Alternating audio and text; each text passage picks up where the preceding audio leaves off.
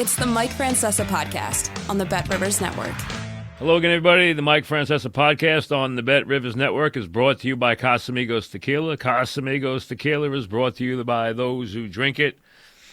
To the surprise of probably very few people who were at least, brought a modicum of objectivity to the analysis. Nobody can be surprised that this was going 7 games. I was not surprised by anything I saw this evening.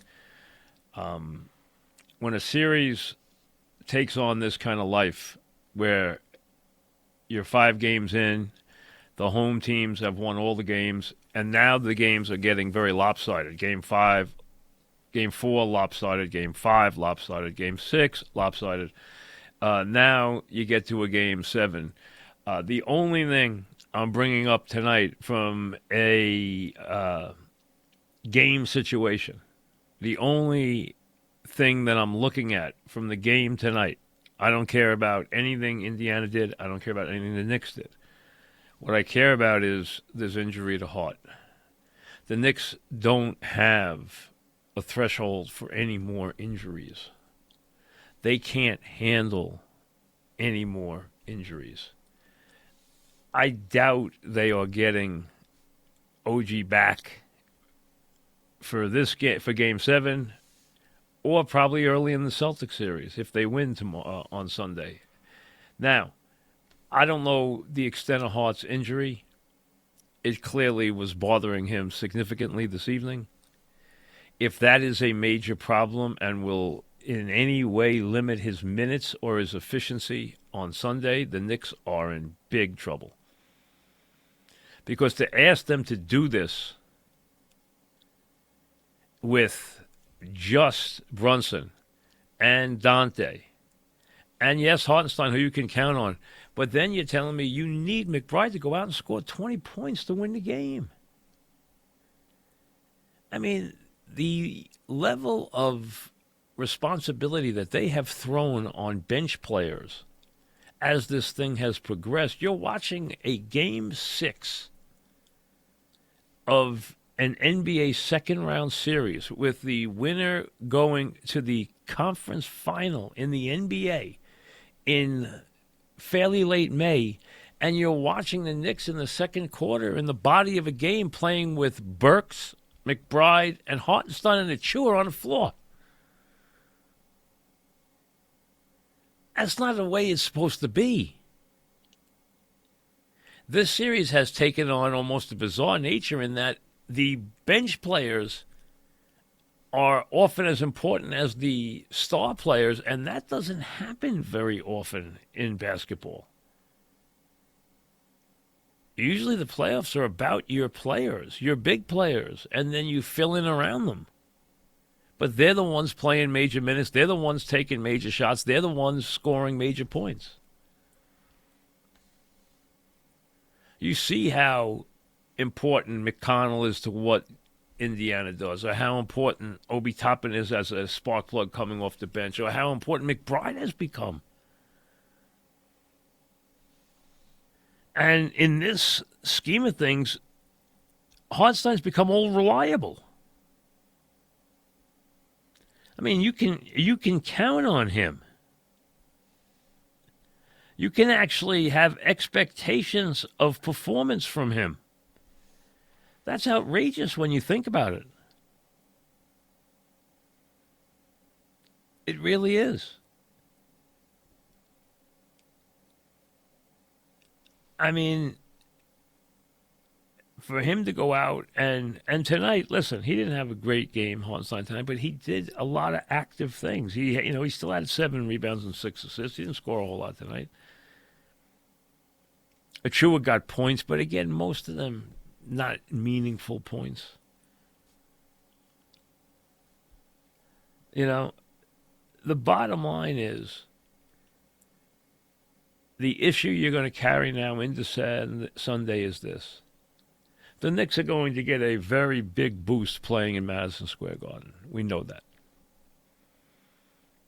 The series has been a home court series all the way. Plus, the Knicks are much tougher, much more intense by nature, much more defensive-minded by nature and by practice than Indiana is. Indiana's an offensive team, a soft offensive team that wins on offense. They don't win on defense, although in this game they did harass Brunson a lot, and Brunson got a lot of points when the game was over. Let's be honest. He stayed around to score 31 points, and he scored with efficiency in the second half. But let's be honest, okay? He was 2 for 13 in the first half of the game.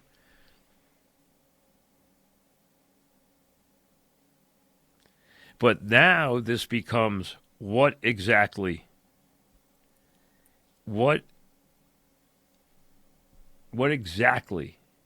do we find out, do we know about Hart? They can't sustain another injury. And if they do sustain an injury and somehow pull the game out because of the fact that Indiana has trouble packing their guts when they come on the road, what would it be like against the Celtics if they didn't have Hart and OG? Being led to the slaughter. Yes, they don't have Porzingis, and I don't know if Porzingis is going to play in that series or not.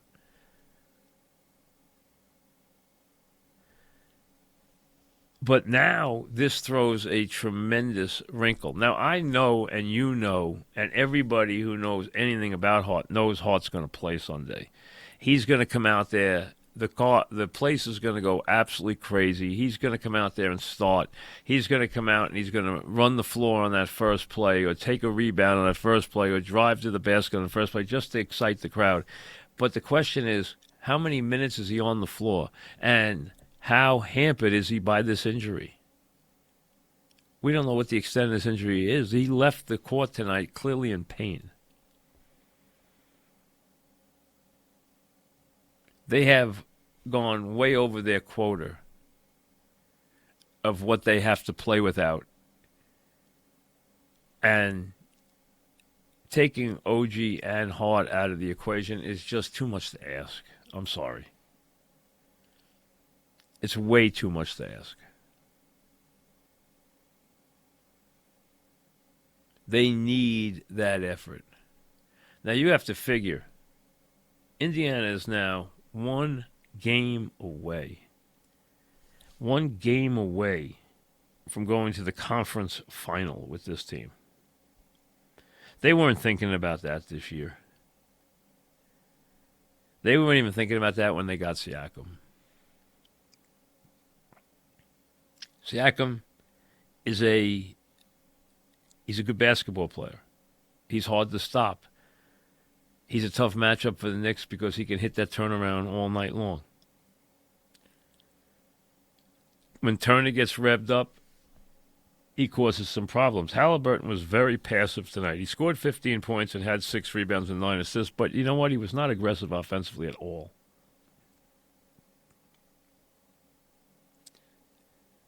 But they got 13 from Toppin. They got 15 from McConnell, who's a royal pain in the butt. And they got 15 from Nembar, who's not a good offensive player.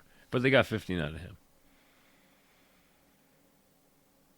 They clearly are going to double-team Brunson a lot more. They did tonight when the game was on the line. They will do that again. They stopped doing it in the second half because it didn't matter. The game was over. We all knew the game was over. So now this becomes only one discussion between now and game time. And that is whether or not Hart is going to play or not. We know the Knicks are going to have a big edge at home. We know they're going to bring their toughness and their guts and their heart and everything they bring to this thing. And I told you when they won Game 5, they were going to play Game 7. I never for a second thought, and I tell you right now, if Hart was 100% healthy, they would have played Game 7 tonight anyway. But I would be feeling very confident in Game 7, and now I'm less confident. I don't like anything about Indiana. They're not my type of team. And I don't think they have the least bit of toughness or guts. And that doesn't travel. What they have doesn't travel.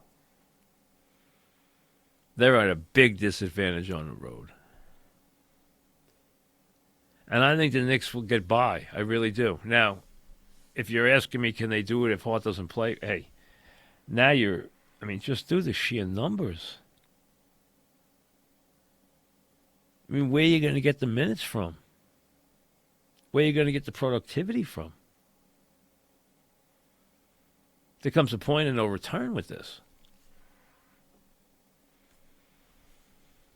So every time you turn around, this team gets hit with another salvo. From Randall to Bogdanovich to Robinson to OG to Hart. It's way, way more than you can that you can be expected to handle.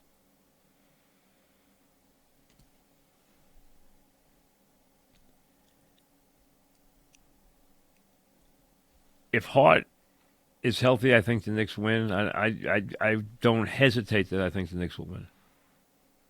I do think the Knicks even have a chance if he's hampered, because I just think they're much tougher and much more aggressive, and I don't think what Indiana has travels well at all. But there does come a point of no return.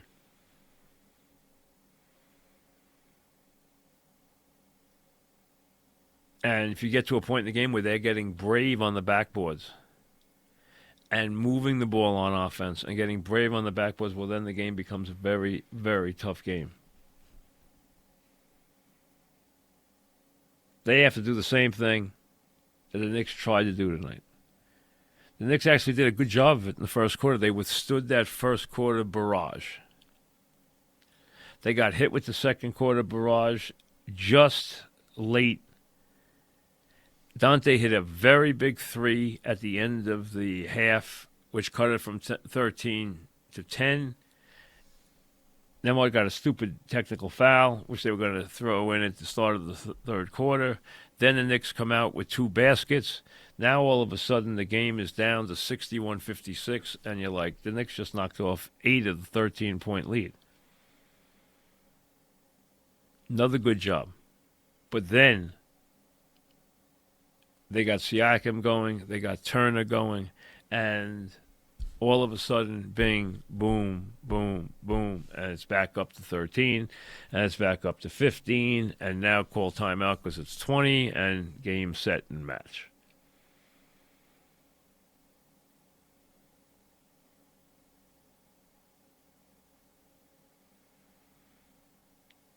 Knicks aren't dead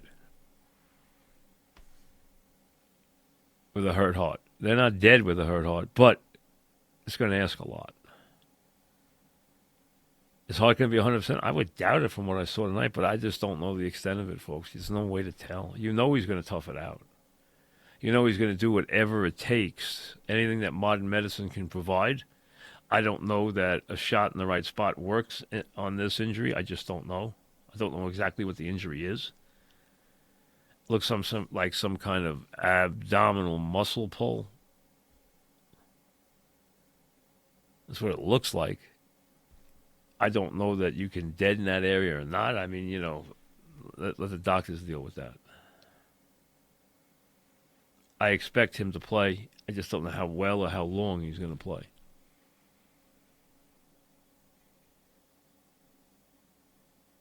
When we have more information, we'll wait until Sunday morning to put a preview for Game 7 up so that we have the latest information we can garner.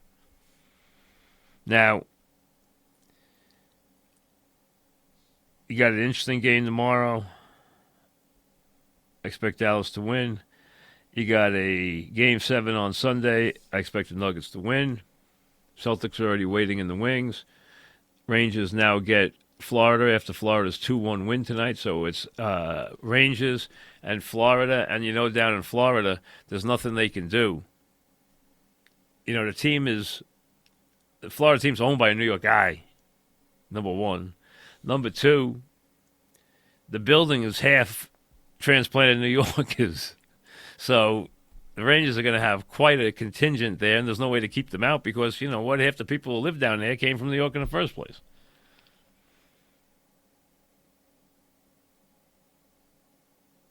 I walk down the street in Miami or Fort Lauderdale or Palm Beach. It's like walking down the street in New York. Everyone's from New York.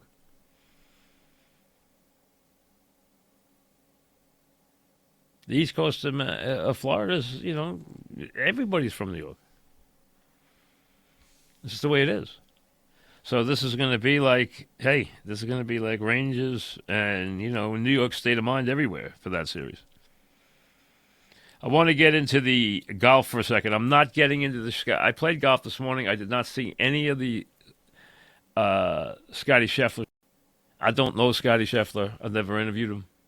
I have great respect for his golf. And everything I hear from people that I trust, like Jim Nance, and I talk about it, Scotty Scheffler has an impeccable reputation.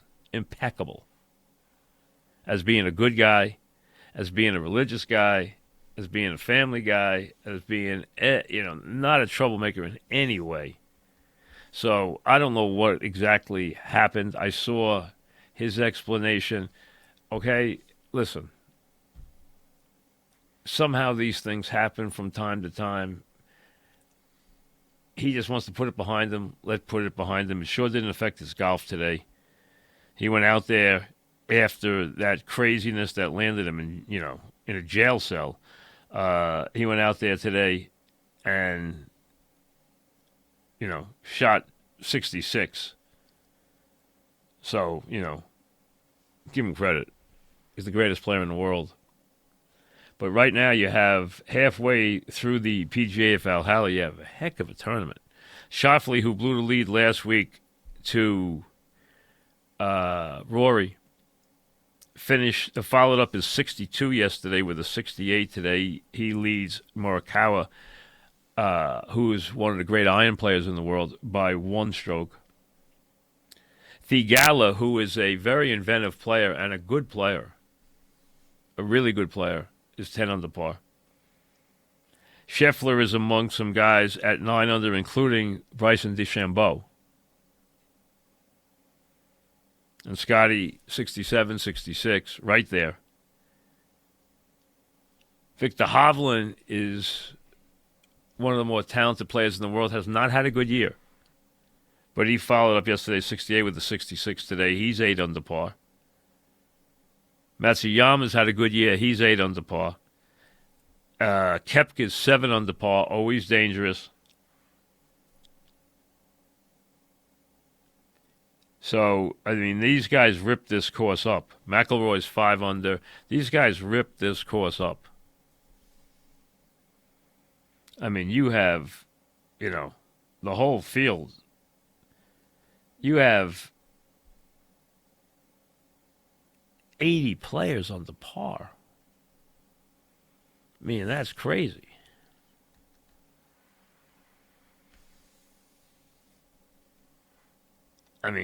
80 players under par. Not Mickelson, not Tiger.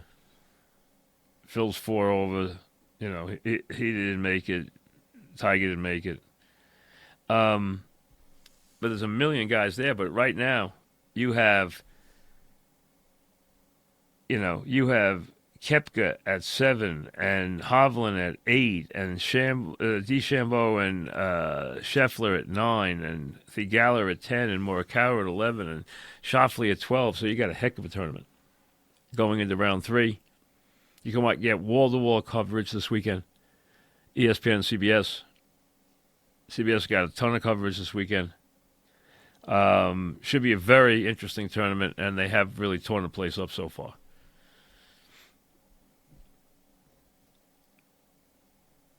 And America's number 1 player and America's most wanted, Scotty Scheffler, can get back to just golf tomorrow and put his life of crime behind him. Crazy, huh? Crazy. I have no idea how he winds up in jail, but he somehow did. So basically, you Knicks fans are going to agonize over this right up until Sunday. You can have dual Willis Reeds on Sunday. You can have Hart come out in warm-ups. You can have OG come out in warm-ups. They can come out, drive the Garden into a frenzy on Sunday, just to get things percolating. Hey, the series has gone straight home. And it's become tougher and tougher to even consider finding a way to win on the road with what's gone on in games 4, 5, and 6, which have all been very, very one-sided games for the home team.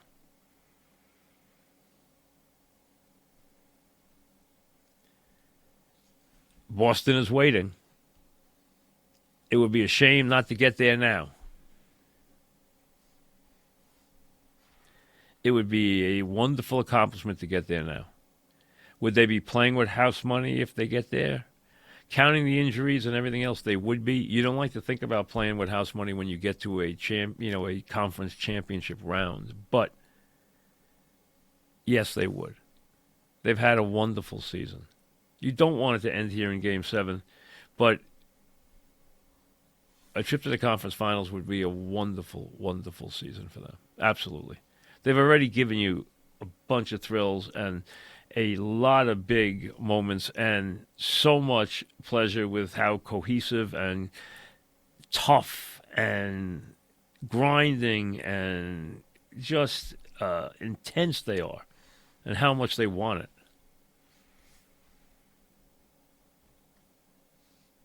In that environment, it's hard not to like them, but the Hart injury does throw a lot of doubt and a lot of cold water on it. So we'll update that for you when we know a little more, hopefully by Sunday morning. Enjoy. Thanks for listening to the Mike Francesa Podcast on the BetRivers Network.